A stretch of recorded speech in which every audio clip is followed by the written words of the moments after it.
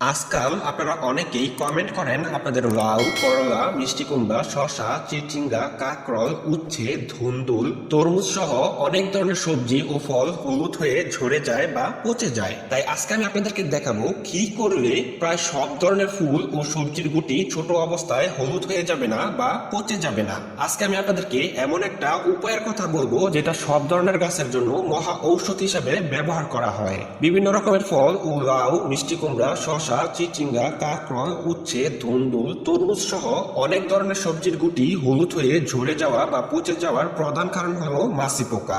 এই জাতীয় মাছি পোকা সাধারণত ফসলের কচি ফলের বেশি আক্রমণ করে। স্ত্রী মাছি তার সরু ডিম পাড়া নলের সাহায্যে কচি ফলের ভিতর ডিম পাড়ে।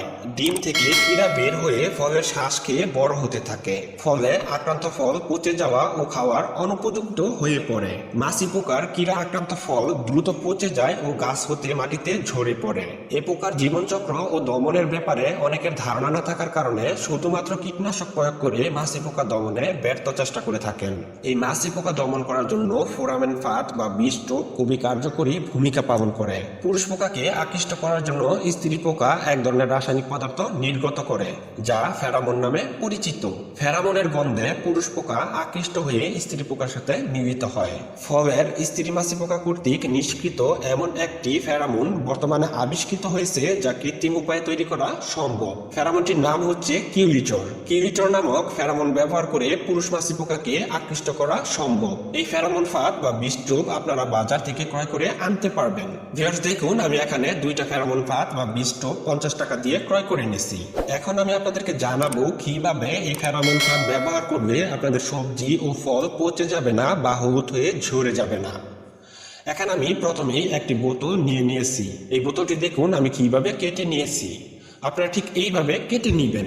এখন আমি একটি সুতা দিয়ে আমার ফোরামেন রিউটটি বেঁধে নিব। দেখুন আমি কিভাবে বেঁধে নিচ্ছি, আপনারা ঠিক এইভাবেই কিন্তু বেঁধে নিবেন। আমি বোতলের মাঝে ফেরামন রিউটটি আটকে দিচ্ছি। একটা নির্দিষ্ট দূরত্বে কিন্তু আমি আটকে দিলাম। তারপর আমি এখন কিছু পরিমাণ পানি নিব। এই পানির মাঝে কিছু পরিমাণ পাউডার মিশিয়ে নিচ্ছি। আপনারা ঠিক এইভাবে পাউডারের পরিবর্তে কিন্তু সাবান পানিটাও নিয়ে নিতে পারেন। আমি খুব ভালো করে পাউডার আর পানি মিশিয়ে নিলাম। এই পানিটা আমি বোতলের মাঝে দিয়ে দিচ্ছি। এরপর আমি ফসলের জমি বা ফলের গাছে এই ফেরামন ফাঁদটি আটকে দিব। ফাঁদ পাতা অবস্থায় সবসময় পাত্রের তলা থেকে 3 থেকে 4 সেন্টিমিটার উচ্চতা পর্যন্ত সাবান মিশ্রিত পানি রাখতে হবে। পানি ফাঁদের মাধ্যমে উক্ত ফেরামন ব্যবহার করে আকৃষ্ট পুরুষ মাছি পোকা মেরে ফেলা যায়। ফেরামন গন্ধে আকৃষ্ট হয়ে পুরুষ মাছি পোকা প্লাস্টিক পাত্রের অভ্যন্তরে প্রবেশ করে ও সাবান পানিতে আটকা পড়ে মারা যায়। একবার ব্যবহারের পর ফেরামনটি আর পরিবর্তনের প্রয়োজন হয় না। খেয়াল রাখতে হবে পাত্রের তলায় রক্ষিত সাবান পানি যেন শুকিয়ে না যায়। যত্নের সাথে ব্যবহার করলে এই ধরনের প্লাস্টিক পাত্রের ফাঁদ 3 থেকে 4 মৌসুম অনায়াসে ব্যবহার করা যায়। দেখুন আমি যে ফেরামন ফাঁদটি বেঁধে দিয়েছিলাম আজকে তার প্রায় 3 মাস হয়ে গেছে। দেখুন আমার বোতলে কি পরিমাণ মাছি পোকা পড়ে মরে আছে, আর প্রচুর পরিমাণ মাছি পোকা মারা গিয়ে পচে গেছে। ফসলের বাম্পার ফলন পেতে গেলে কিন্তু এই ফাঁদের জুড়ি মেলা দেয়।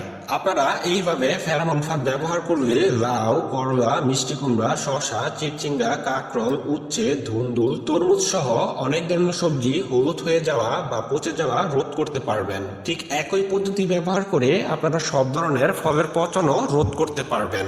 এই মাছি পোকা ছাড়াও আরো কিছু কারণ আছে যার জন্য ফল ও সবজির গুটি ঝরে পড়ে। তার মাঝে অন্যতম কারণ হলো সময় মতো গাছের যত্ন না নেওয়া। আপনারা যদি ঠিক মতো গাছের যত্ন নেন আর সার দেন তবে কিন্তু লাউ সহ অন্যান্য সবজির গুটি ছোট অবস্থায় ঝরে যাবে না বা পচে যাবে না। আর একটি কারণে ফলের গুটি ঝরে যায় সেটা হলো পানির অভাব। গাছে যদি আপনারা পানি কম দেন বা বেশি দেন সেই ক্ষেত্রে কিন্তু ফলন আসার পরে গুটি ঝরে যাবে। অতিরিক্ত খরার কারণে কিন্তু গুটি ঝরে যায়। তবে 80%-এর উপরে ফলের গুটি ঝরে যায় বা পচে যায় মাছি পোকার কারণে। আপনারা যদি এই মাছি পোকা দমন করতে পারেন আর ভালো মতো পরিচর্যা করেন তবে নির্দিষ্ট সময় পরে কিন্তু যে কোনো সবজি বা ফল চাষ করেন না কেন ভালো একটা ফলন পাবেন, সেটা আমি আপনাদেরকে বলতে পারি। তো ভিউয়ার্স, আমি আশা করি আপনাদেরকে বোঝাতে পেরেছি যে কি জন্য আমরা ফোরামেন ফাঁদকে সব ধরনের গাছের জন্য মহা ঔষধ হিসেবে বলে থাকি। আমি আশা করি এই ভিডিওটা আপনাদের কাছে ভালো লেগেছে। যদি ভিডিওটা ভালো লেগে থাকে তাহলে অবশ্যই লাইক, কমেন্ট এবং শেয়ার করবেন।